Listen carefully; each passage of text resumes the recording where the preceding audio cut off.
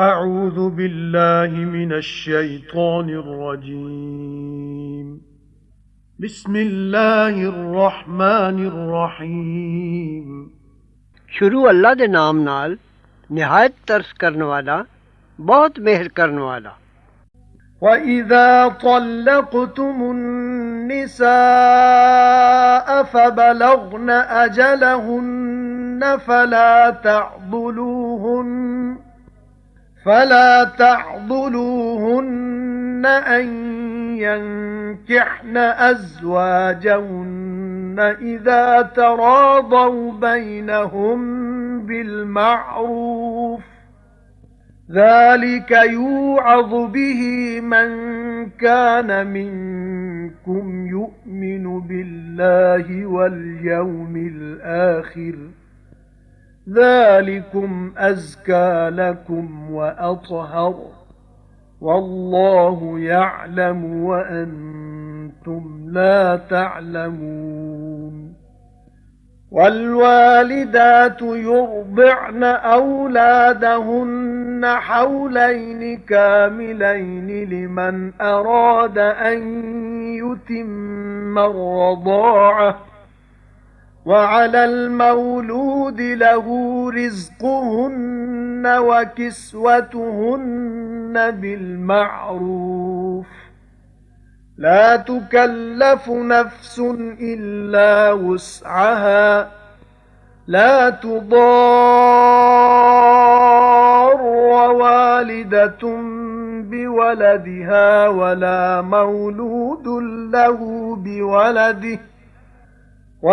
مَوْلُودٌ لَّهُ بِوَلَدِهِ وَعَلَى الْوَارِثِ مِثْلُ ذَلِكَ فَإِنْ أَرَادَا فِصَالًا عَن تَرَاضٍ مِنْهُمَا وَتَشَاوُرٍ فَلَا جُنَاحَ عَلَيْهِمَا وَإِنْ أَرَدتُّمْ أَن تَسْتَرْضِعُوا أَوْلَادَكُمْ فَلَا جُنَاحَ عَلَيْكُمْ إِذَا سَلَّمْتُم مَّا آتَيْتُم بِالْمَعْرُوفِ وَاتَّقُوا اللَّهَ وَاعْلَمُوا أَنَّ اللَّهَ بِمَا تَعْمَلُونَ بَصِيرٌ وَالَّذِينَ يُتَوَفَّوْنَ مِنكُمْ وَيَذَرُونَ أَزْوَاجًا يَتَرَبَّصْنَ بِأَنفُسِهِنَّ 4 أشهر وعشرا فَإِذَا بَلَغْنَ أَجَلَهُنَّ فَلَا جُنَاحَ عَلَيْكُمْ فِيمَا فَعَلْنَ فِي أَنفُسِهِنَّ بِالْمَعْرُوفِ وَاللَّهُ بِمَا تَعْمَلُونَ خَبِيرٌ وَلَا جُنَاحَ عَلَيْكُمْ فِيمَا عَرَّضْتُمْ بِهِ مِنْ خِطْبَةِ النِّسَاءِ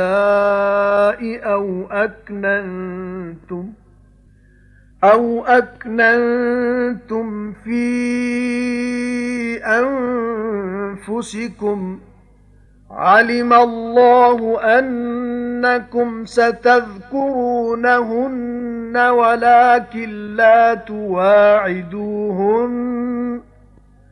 ولكن لا تواعدوهن سرا إلا أن تقولوا قولا معروفا ولا تعزموا عقدة النكاح حتى يبلغ الكتاب أجله واعلموا أن الله يعلم ما في أنفسكم فاحذروه واعلموا أن الله غفور حليم ਤੇ ਜਦ ਤਲਾਕ ਦਿੱਤੀ ਉਹਦੀ ਔਰਤਾਂ ਨੂੰ ਫਿਰ ਪਹੁੰਚ ਚੁੱਕੀਆਂ ਇੱਜ਼ਤ ਆਪਣੀ ਨੂੰ ਤਦ ਨਾ ਰੋਕੋ ਉਹਨਾਂ ਨੂੰ ਨਿਕਾਹ ਕਰਨ ਤੋਂ ਹੋਰ ਖਸਮਾਂ ਨਾਲ ਜਦ ਰਾਜ਼ੀ ਹੋਣ ਆਪਸ ਵਿੱਚ ਚੰਗੀ ਤਰ੍ਹਾਂ ਨਾਲ ਇਸ ਨਾਲ ਨਸੀਹਤ ਮਿਲਦੀ ਹੈ ਉਹਨੂੰ ਜਿਹੜਾ ਮੰਨਦਾ ਰਿਹਾ ਹੈ ਤੁਸਾਂ ਵਿੱਚੋਂ ਅੱਲਾ ਨੂੰ ਤੇ ਦਿਨ ਆਖਰਤ ਨੂੰ। ਇਹ ਜੇ ਬੜੀ ਸੁਥਰੀ ਗੱਲ ਤੁਸਾਂ ਲਈ ਤੇ ਬੜੀ ਪਾਕੀਜ਼ਾ। ਅੱਲਾ ਜਾਣਦਾ ਹੈ ਤੇ ਤੁਸੀਂ ਨਹੀਂ ਜਾਣਦੇ। ਤੇ ਮਾਵਾਂ ਦੁੱਧ ਪਿਆਵਣ ਔਲਾਦ ਆਪਣੀ ਨੂੰ 2 ਬਰਸ ਪੂਰੇ ਵਾਸਤੇ ਉਹਦੇ ਜਿਹੜਾ ਪੂਰੀ ਕਰਨਾ ਚਾਹਵੇ ਦੁੱਧ ਪਿਆਣ ਦੀ ਮੁੱਦਤ। ਤੇ ਪਿਓ ਉੱਤੇ ਹੈ ਰੋਟੀ ਕਪੜਾ ਔਲਾਦ ਦਾ ਰਿਵਾਜ ਦੇ ਮੁਤਾਬਿਕ। ਨਹੀਂ ਖੇਚਲ ਦਿੱਤੀ ਕਿਸੇ ਨੂੰ ਪਰ ਉਹਦੀ ਤਾਕਤ ਸਿਰ। ਤੇ ਨਾ ਦੁੱਖ ਦੇਵੇ ਕੋਈ ਕਿਸੇ ਮਾਂ ਨੂੰ ਆਪਣੀ ਔਲਾਦ ਪਾਰੋਂ ਤੇ ਨਾ ਕਿਸੇ ਪਿਓ ਨੂੰ ਆਪਣੀ ਔਲਾਦ ਦੇ ਸਬਬੋਂ। ਤੇ ਵਾਰਸ ਉੱਤੇ ਹੈ ਉਸੇ ਤਰ੍ਹਾਂ ਨਾਲ ਜੇ ਬਾਪ ਮਰ ਜਾਏ ਤਾਂ ਉਹਦਾ ਵਾਰਸ ਦੇ। ਫੇਰ ਜੇ ਚਾਹਣ ਦੁੱਧ ਛੁਡਾਣਾ ਆਪਣੀ ਮਰਜ਼ੀ ਨਾਲ ਤੇ ਸਲਾਹ ਨਾਲ ਤਾਂ ਨਹੀਂ ਕੁਝ ਗੁਨਾਹ ਉਹਨਾਂ ਦੇ ਸਿਰ। ਤੇ ਜੇ ਤੁਸੀਂ ਚਾਹੋ ਦੁੱਧ ਪਿਆਣਾ ਕਿਸੇ ਗੈਰ ਔਰਤ ਦਾ ਆਪਣੀ ਔਲਾਦ ਨੂੰ ਤਾਂ ਨਹੀਂ ਕੁਝ ਗੁਨਾਹ ਤੁਹਾਡੇ ਸਿਰ। ਜਦ ਹਵਾਲੇ ਕਰੋ ਮੁਆਵਜ਼ਾ ਜੋ ਦੇਣਾ ਕੀਤਾ ਜੇ ਸੋਹਣੀ ਤਰ੍ਹਾਂ ਨਾਲ। ਤੇ ਡਰੋ ਅੱਲਾ ਤੋਂ ਤੇ ਜਾਣ ਰੱਖੋ ਭਾਈ ਅੱਲਾ ਜ਼ਰੂਰ ਵੇਖਦਾ ਹੈ ਜੋ ਕਰਦੇ ਹੋ। ਤੇ ਜਿਹੜੇ ਫੌਤ ਹੋ ਜਾਂਦੇ ਨੇ ਤੁਸਾਂ ਵਿੱਚੋਂ ਤੇ ਛੱਡ ਜਾਂਦੇ ਨੇ ਬੀਵੀਆਂ ਉਡੀਕ ਵਿੱਚ ਰੱਖਣ ਆਪਣੇ ਆਪ ਨੂੰ 4 ਮਹੀਨੇ ਤੇ 10 ਦਿਨ। ਫੇਰ ਜਦ ਪਹੁੰਚਣ ਮੁੱਦਤ ਆਪਣੀ ਨੂੰ ਤਾਂ ਨਹੀਂ ਕੁਝ ਗੁਨਾਹ ਤੁਹਾਡੇ ਸਿਰ ਉਸ ਕੰਮ ਵਿੱਚ ਜੋ ਕਰਨ ਆਪਣੇ ਲਈ ਸੋਹਣੀ ਤਰ੍ਹਾਂ ਨਾਲ। ਤੇ ਅੱਲਾ ਨੂੰ ਖਬਰ ਹੈ ਜੋ ਕਰਦੇ ਹੋ। ਤਲਾਕ ਵਾਲੀ ਇੱਦਤ 3 ਹੈਜ਼ ਤੇ ਬੇਵਾ ਦੀ 4 ਮਹੀਨੇ 10 ਦਿਨ ਫਰਮਾਈ ਹੈ।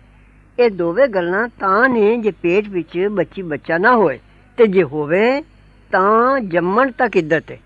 ਤੇ ਨਹੀਂ ਕੁਝ ਗੁਨਾਹ ਤੁਹਾਡੇ ਸਿਰ ਵਿੱਚ ਉਸ ਦੇ ਜੋ ਬੁਝਾਰਤ ਨਾਲ ਆਖੋ ਤੁਸੀਂ ਗੱਲ ਤਲਬ ਨਿਕਾਹ ਔਰਤਾਂ ਦੀ ਜਾਂ ਛੁਪਾ ਰੱਖੋ ਤੁਸੀਂ ਆਪਣੇ ਦਿਲਾਂ ਵਿੱਚ। ਜਾਣਦਾ ਹੈ ਅੱਲਾ ਜੋ ਤੁਸੀਂ ਉਹਨਾਂ ਦੀਆਂ ਗੱਲਾਂ ਕਰੋਗੇ। ਪਰ ਵਾਅਦਾ ਨਾ ਕਰੋ ਉਹਨਾਂ ਨਾਲ ਲੁਕ ਕੇ। ਜੋ ਗੱਲ ਆਖੋ ਸੋਹਣੀ ਤਰ੍ਹਾਂ ਆਖੋ ਤੇ ਨਾ ਪੱਕੀ ਕਰੋ ਗੰਢ ਨਿਕਾਹ ਦੀ ਜਦ ਤੱਕ ਨਾ ਪਹੁੰਚੇ ਲਿਖਤ ਮੁੱਦਤ ਆਪਣੀ ਨੂੰ। ਤੇ ਜਾਣ ਰੱਖੋ ਜੋ ਅੱਲਾ ਜ਼ਰੂਰ ਜਾਣਦਾ ਹੈ ਜੋ ਤੁਹਾਡੇ ਦਿਲਾਂ ਵਿੱਚ ਹੈ। ਸੋ ਬਚੋ ਉਸ ਤੋਂ ਤੇ ਜਾਣ ਰੱਖੋ ਜੋ ਅੱਲਾ ਜ਼ਰੂਰ ਬਖਸ਼ਣਹਾਰ ਹੈ ਜਿਗਰੇ ਵਾਲਾ। ਯਾਨੀ ਇੱਦਤ ਵਿੱਚ ਬੈਠੀ ਹੋਈ ਨਾਲ ਨਿਕਾਹ ਕਰ ਲੈਣਾ ਕਿਸੇ ਨੂੰ ਰਵਾ ਨਹੀਂ। ਤੇ ਨਾ ਨਿਕਾਹ ਦਾ ਇਕਰਾਰ ਸਾਫ਼ ਕਰ ਲੈਣਾ ਤਾਂ ਕੋਈ ਹੋਰ ਇਸ ਤੋਂ ਪਹਿਲੇ ਨਾ ਆਖ ਬੈਠੇ। ਪਰ ਬੁਝਾਰਤ ਨਾਲ ਸੁਣਾ ਦੇਣਾ ਰਵਾ ਹੈ। ਜੋ ਸੁਣਾ ਕੇ ਆਖਦੇ ਪਈ ਕੋਈ ਭਲੀ ਮਾਨਸ ਔਰਤ ਮਿਲੇ ਤਾਂ ਮੇਰੀ ਸਲਾਹ ਵੀ ਨਿਕਾਹ ਦੀ ਹੈ।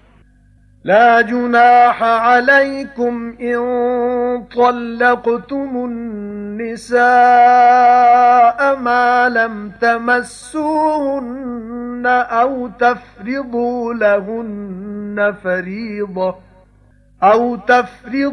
لهن فريضة ومتعوهن على الموسع قدره وعلى المقتر قدره متاعا بالمعروف حقا على المحسنين. وإن طلقتموهن من قبل أن تمسوهن وقد فرضتم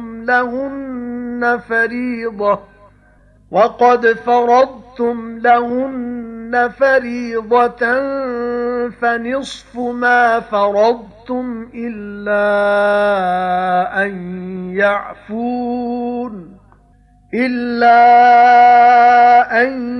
يعفون أو يعفو الذي بيده عقدة النكاح وأن تعفوا أقرب للتقوى ولا تنسوا الفضل بينكم إن الله بما تعملون بصير. حافظوا على الصلوات والصلاة الوسطى وقوموا لله قانتين.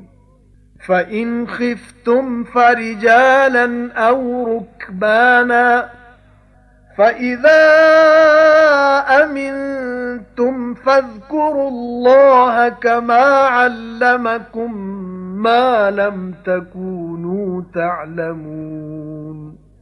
والذين يتوفون منكم ويذرون أزواجا وصية لأزواجهم متاعا إلى الحول غير إخراج فإن خرجن فلا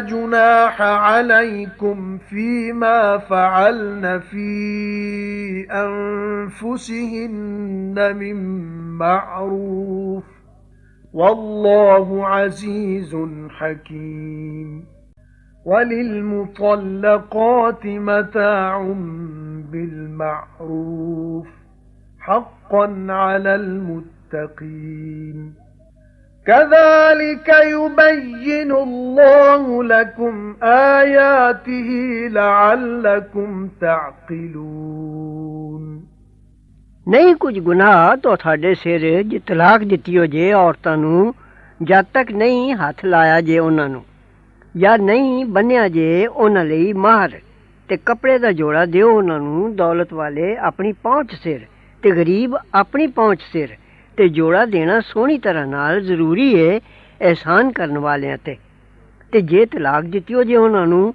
ਪਹਿਲੇ ਉਹਨਾਂ ਨੂੰ ਹੱਥ ਲਾਣ ਦੇ ਤੇ ਬੰਨ ਚੁੱਕੇ ਹੋ ਉਹਨਾਂ ਦਾ ਮਾਹਰ ਤਾਂ ਅੱਧਾ ਉਸ ਦਾ ਜੋ ਬੱਧਾ ਜੇ ਪਰ ਜੋ ਉਹ ਮਾਫ ਕਰ ਦੇਣ ਜਾਂ ਮਾਫ ਕਰ ਦੇ ਜਿਸ ਦੇ ਹੱਥ ਵਿੱਚ ਗੰਢ ਨਿਕਾਹ ਦੇ ਤੇ ਤੁਹਾਡਾ ਮਾਫ ਕਰਨਾ ਵਧੇਰਾ ਨੇੜੇ ਹੈ ਪਰਹੇਜ਼ਗਾਰੀ ਦੇ ਤੇ ਨਾ ਭੁਲਾਓ ਅਹਿਸਾਨ ਕਰਨਾ ਆਪਸ ਵਿੱਚ ਅੱਲਾ ਜ਼ਰੂਰ ਵੇਖਦਾ ਹੈ ਜੋ ਕਰਦੇ ਹੋ ਨਿਗਹਿਬਾਨੀ ਕਰੋ ਨਮਾਜ਼ਾਂ ਦੀ ਤੇ ਨਮਾਜ਼ ਵਿਚਕਾਰ ਲਈ ਦੀ ਤੇ ਖਲੋਵੋ ਅੱਗੇ ਅੱਲਾ ਦੇ ਅਦਬ ਨਾਲ ਫੇਰ ਜੇ ਡਰਿਓ ਤਾਂ ਪੜ੍ਹ ਲਓ ਖਾਂ ਪਿਆਦੇ ਜਾਂ ਸਵਾਰ ਹੋਏ ਫਿਰ ਜਦ ਅਮਨ ਹੋ ਜਾਵੇ ਤਦ ਯਾਦ ਕਰੋ ਅੱਲਾ ਨੂੰ ਜਿਸ ਤਰ੍ਹਾਂ ਸਿਖਾਇਆ ਸੂ ਤੁਸਾਂ ਨੂੰ ਜੋ ਨਹੀਂ ਸੋ ਤੁਸੀਂ ਜਾਣਦੇ ਯਾਨੀ ਜੇ ਲੜਾਈ ਦੇ ਵੇਲੇ ਲਾਚਾਰੀ ਹੋਵੇ ਤਾਂ ਪਿਆਦਾ ਟੁਰਦਿਆਂ ਜਾਂ ਸਵਾਰੀ ਉੱਤੇ ਸੈਨਤ ਨਾਲ ਵੀ ਨਮਾਜ਼ ਰਵਾ ਹੈ ਭਾਵੇਂ ਮੂੰਹ ਕਿਬਲੇ ਵੱਲ ਨਾ ਵੀ ਹੋਵੇ ਤੇ ਜਿਹੜੇ ਫੌਤ ਹੋ ਜਾਣ ਤੁਸਾਂ ਵਿੱਚੋਂ ਤੇ ਛੱਡ ਜਾਣ ਬੀਵੀਆਂ ਤਾਕੀਦ ਕਰ ਲੈਣਾ ਆਪਣੀ ਬੀਵੀਆਂ ਲਈ ਪੂਰਾ ਖਰਚ ਦੇਣਾ ਇੱਕ ਵਰੇ ਤੀਕ ਕੱਢ ਨਾ ਦੇਣਾ ਘਰੋਂ ਫੇਰ ਜੇ ਨਿਕਲ ਜਾਣ ਤਾਂ ਨਹੀਂ ਕੁਝ ਗੁਨਾਹ ਤੁਹਾਡੇ ਸਿਰ ਉਸ ਕੰਮ ਵਿੱਚ ਜੋ ਕਰਨ ਆਪਣੀਆਂ ਜਾਨਾਂ ਵਿੱਚ ਕੋਈ ਨੇਕ ਕੰਮ ਤੇ ਅੱਲਾ ਜ਼ੋਰ ਆਵਰ ਏ ਹਿਕਮਤ ਵਾਲਾ ਤੇ ਤਲਾਕ ਵਾਲੀਆਂ ਜੋੜਾ ਦੇਣਾ ਸੋਹਣੀ ਤਰ੍ਹਾਂ ਨਾਲ ਜ਼ਰੂਰੀ ਹੈ ਨੇਕਾਂ ਨੂੰ ਇਸੇ ਤਰ੍ਹਾਂ ਬਿਆਨ ਕਰਦੇ ਅੱਲਾ ਤੁਸਾਂ ਲਈ ਆਪਣੀਆਂ ਆਇਤਾਂ ਤਾਂ ਤੁਸੀਂ ਅਕਲ ਕਰੋ صدق الله العظيم وصدق رسوله